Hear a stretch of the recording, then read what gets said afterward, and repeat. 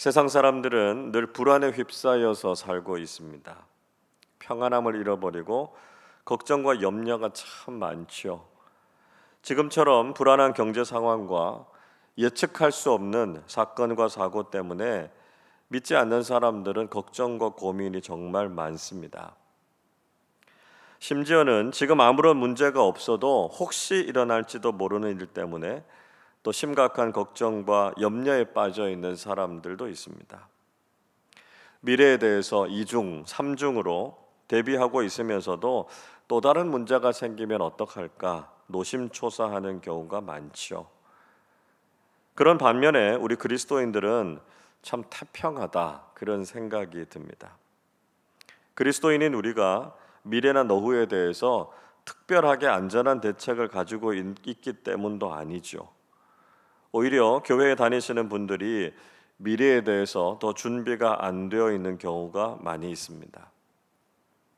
그래서 간혹 믿지 않는 분들이 교회에 다니는 분들을 향해서 도대체 무슨 배짱으로 제대로 준비도 하지 않고도 이렇게 태평하냐 이렇게 묻기도 합니다. 여러분 어떻습니까? 사실 우리는 믿을 구석이 있지 않습니까? 물론 그렇다고 해서 아무런 대책 없이 살아서는 안 되죠. 그러나 인간적인 대책이 근본적으로 우리에게 평안을 주는 것이 아니다라고 하는 것을 우리는 알고 있지 않습니까? 우리 인생의 주인이 되시고 아버지가 되시는 하나님께서 계시기 때문에 우리는 염려하고 걱정하는 것이 아니라 소망 가운데 앞날을 준비하게 된다는 것이죠. 자, 오늘 본문에서는 세상의 권력자로 대변되는 느부갓네살 왕도 근심과 번뇌에 빠져 있다라고 하는 모습을 우리에게 보여주고 있습니다. 1절을 다시 보십시오. 느부갓네살이 다스린 지 2년이 되는 해에 느부갓네살이 꿈을 꾸고 그로 말미암아 마음이 번민하여 잠을 이루지 못한지라 말씀하고 있습니다. 느부갓네살이 통치한 지 2년째 되는 해에 불길한 꿈을 꾸고 마음의 번민이 일어나서 도무지 잠을 이룰 수 없었다 이렇게 말씀하고 있습니다. 여기에서 느부갓네살의 통치 연대가 좀 잘 맞지 않는 것 같다 이런 생각이 듭니다. 왜냐하면 다니엘서 1장 5절의 말씀에 보면 다니엘은 느부갓네살의 통치 원년에 바벨론의 포로로 잡혀가서 3년간 교육을 받은 것으로 나옵니다. 그런데 느부갓네살이 다스린 지 2년에 이미 다니엘은 이 교육 기간을 다 마친 것으로 나오기 때문이죠. 이걸 어떻게 해석을 해야 될까요? 자, 이것은요. 느부갓네살 통치 원년이 주전 605년입니다. 그리고 그 해를 빼고요. 통치한 첫 해, 둘째 해, 그래서 통치 2년이 되기 때문에 다니엘이 종합하면 3년간의 교육을 마친 바로 그 시점이다. 이렇게 볼 수가 있는 것이죠. 느부갓네살이 바벨론을 다스린 지 얼마 되지 않아서 그가 꾼 불길한 꿈 때문에 번민이 떠나지 않았습니다. 그래서 그는 자기 주변에 있었던 박사들, 마술사들, 또 점쟁이들, 그리고 신바벨론 제국의 권력자들을 자기에게로 다 불러 모았습니다. 그리고 그들에게 자신의 심경에 대해서 다시 한번 피력하고 있지요. 3절을 보십시오. 왕이 그들에게 이르되 내가 꿈을 꾸고 그 꿈을 알고자 하여 마음이 번민하도다 말씀하고 있습니다. 느부갓네살 왕이 바로 자신이 꾼 꿈 때문에 근심하고 있다 이렇게 이야기하고 있는 것이죠. 그러자 4절에서 왕 앞에 모인 사람들은 왕의 만수무강을 빌면서 아무런 걱정하지 마시고 꿈을 말해주면 해석해 드리겠다 이렇게 말하고 있습니다. 그들은 왕의 걱정을 덜어주고 자신들이 가지고 있는 지식과 마법으로 왕이 더 이상 근심하지 않도록 하겠다 이렇게 장담하고 있는 것이죠. 지금도 세상은 자신들이 알지 못하는 일로 인해서 근심하고 걱정하고 있고요. 주변의 다른 사람들의 도움을 구하고 있습니다. 사람들은 저마다 자신들이 가지고 있는 지식과 경험을 가지고 그 문제를 풀어내겠다 이렇게 자신하고 있습니다. 그러나 정작 문제가 해결되기는커녕 오히려 고민과 걱정이 더욱 깊어져 가는 것을 볼 수 있지 않습니까? 어찌 보면 이것이 우리가 깨달아야 하는 한계구나 하는 생각이 듭니다. 본문에서 느부갓네살 왕이 요구하고 있는 것이 바로 지금 우리가 처한 현실에 대해서 분명히 깨닫게 해주고 있습니다. 그것은 인간적인 경험과 지식이 결코 문제를 해결하지 못한다라고 하는 것이죠. 5절을 보십시오. 왕이 갈대아인들에게 대답하여 이르되 내가 명령을 내렸나니 너희가 만일 꿈과 그 해석을 내게 알게 하지 아니하면 너희 몸을 쪼갤 것이며 너희의 집을 거름더미로 만들 것이요 말하고 있습니다. 느부갓네살 왕은 그들에게 꿈의 내용에 대해서 알려주지 않았습니다. 오히려 왕은 그들에게 꿈의 내용과 해석을 모두 제시하라 이렇게 명령했습니다. 그래서 두 가지를 다 말할 수 있는 사람은 선물과 상과 영광을 누리게 되겠지만 만약에 그것을 알게 하지 않으면 죽음을 면하지 못할 뿐만 아니라 그 집안까지도 다 멸망시키겠다 이렇게 으름장을 놓았습니다. 다시 한번 모인 사람들은 왕에게 꿈의 내용을 알려달라고 요청했습니다. 꿈의 내용을 알아야 그 꿈의 해석을 말하지 않겠느냐 하는 것이었습니다. 그러나 왕은 그것이 시간을 끌려고 하는 계략이다라고 하는 것을 지적하죠. 왕은 그들이 가진 의도를 파악해서 정곡을 찌르면서 이야기하고 있습니다. 9절을 보십시오. 너희가 만일 이 꿈을 내게 알게 하지 아니하면 너희를 처치할 법이 오직 하나이니 이는 너희가 거짓말과 망령된 말을 내 앞에서 꾸며 말하여 때가 변하기를 기다리려 함이라. 이제 그 꿈을 내게 알게 하라. 그리하면 너희가 그 해석도 보일 줄을 내가 알리라 하더라 말합니다. 자, 느부갓네살은 그들이 시간을 벌어서 뭔가 그럴듯한 거짓말을 꾸며서 자신에게 대답하려고 한다는 것을 알았습니다. 그래서 그때의 위기를 모면하고 나면 상황이 달라지지 않겠나 이렇게 생각하고 있었던 것이죠. 그래서 왕은 지금 당장 그 꿈의 내용을 맞춰보라 이렇게 말했습니다. 자신이 꾼 꿈의 내용을 알 수 있다면 그 해석도 능히 할 수 있을 것이라고 믿겠다는 것이었습니다. 그러니까 느부갓네살 왕은 문제도 맞추고 답도 맞추라 이렇게 요구한 것이었죠. 느부갓네살이 무슨 문제를 낼 것인지에 대해서도 먼저 알아맞추고 그 문제를 알면 답을 할 수 있지 않겠느냐라고 하는 것이었습니다.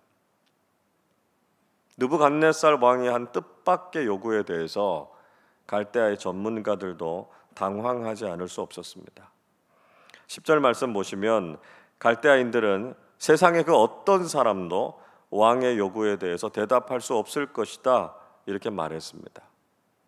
지금까지 그 어떤 왕이나 권력자들도 이런 식으로 물어온 사람이 없었다는 것이죠. 그러니까 이런 요구는 너무 심한 것이고요. 아무도 대답할 수 없는 일이다 이렇게 말하고 있습니다. 여러분, 이것이 지금 세상이 처해 있는 상황이지 않습니까? 세상은 지금 문제가 무엇인가라고 하는 것도 제대로 모르고요. 그렇기 때문에 답을 찾지도 못하고 있습니다. 분명히 사람들은 불안해하고 두려워하고 있는데 도대체 무엇 때문인지 그 문제도 그 해답도 알지 못하고 있습니다. 사람들이 지금 너무나 불행하고 불안해하는데요. 왜 그런지 모르죠. 어떻게 해야 그 문제를 해결할 수 있는지도 모릅니다. 지금 세상은 문제도 해답도 알지 못하는 깊은 무지와 혼란 속에 빠져 있다는 것입니다. 그런데 갈대아의 전문가들은 이어서 아주 중요한 고백을 하고 있습니다. 11절 말씀 우리 같이 읽어보겠습니다. 왕께서 물으신 것은 어려운 일이라 육체와 함께 살지 아니하는 신들 외에는 왕 앞에 그것을 보일 자가 없나이다 한지라. 느부갓네살 왕이 물은 것은 아주 어려운 것이다 그렇게 이야기하죠. 그래서 인간이 아닌 하나님만이 그것을 보이실 수 있다, 이렇게 대답했습니다. 즉 인간의 불가능성과 하나님의 가능성에 대해서 언급하고 있는 것이죠. 인간은 도저히 지금의 이 난관을 해결할 수 없고 오직 하나님만이 그 문제를 아시고 풀어갈 수 있다라고 하는 것입니다. 여러분, 이것이 얼마나 믿음이 있는 대답입니까? 오늘날 우리가 경험하고 있는 이 현실은 도무지 인간이 해결할 수 없고요, 오직 하나님의 능력이 아니면 풀어갈 수 없다라고 하는 이야기죠. 급기야 느부갓네살 왕은 모든 지혜자들을 다 죽이겠다, 이렇게 분노했습니다. 여러분, 그렇습니다. 인간은 그 누구도 우리 인생의 문제를 해결할 수 없습니다. 우리는 문제가 무엇인지도 정확하게 규명하지 못하고요, 더군다나 해답은 더더욱 발견하지 못합니다.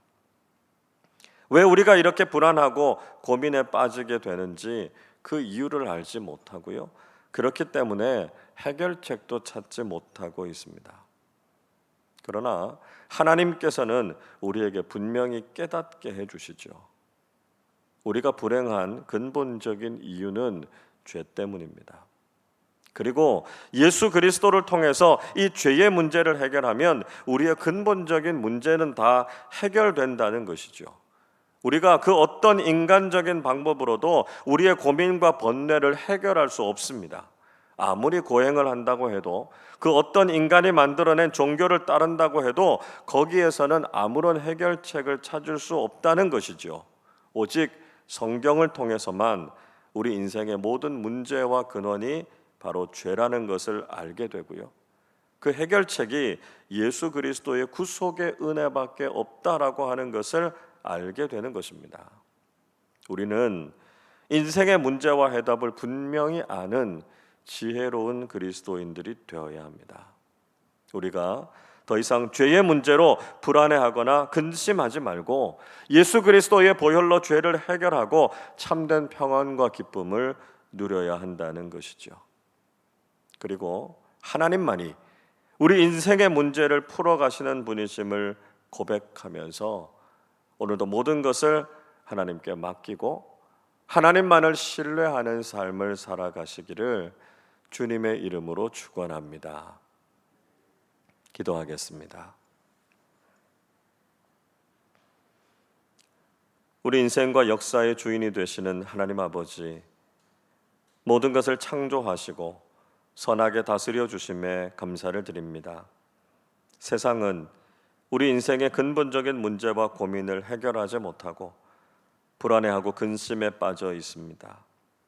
문제의 원인이 무엇인지도 모르고 그 해결책도 알지 못합니다. 그러나 오직 하나님께서는 우리 인생의 모든 문제와 해답을 알고 계시는 줄을 믿습니다. 우리의 근본적인 문제인 죄를 해결하고 예수 그리스도를 믿고 죄 사함을 받는 것이 가장 중요한 해결책임을 깨닫게 하셔서 예수를 믿고 신앙인의 삶을 살게 해 주옵소서. 오직 하나님께서만 우리의 삶의 문제를 해결하실 수 있는 분이심을 믿게 하시고 하나님만 의지하고 신뢰하는 삶을 살게 하여 주옵소서. 지금도 우리의 삶에 여러 가지 문제들로 인해서 하나님께 기도하시는 교우들이 계십니다. 저희들의 삶을 주관해 주시고 개입해 주셔서 삶의 문제들을 풀어주시고 저희들로 하여금 참된 평안과 기쁨을 누리면서 살게 하여 주옵소서. 감사드리며 우리 주님 예수 그리스도의 이름으로 기도하옵나이다. 아멘.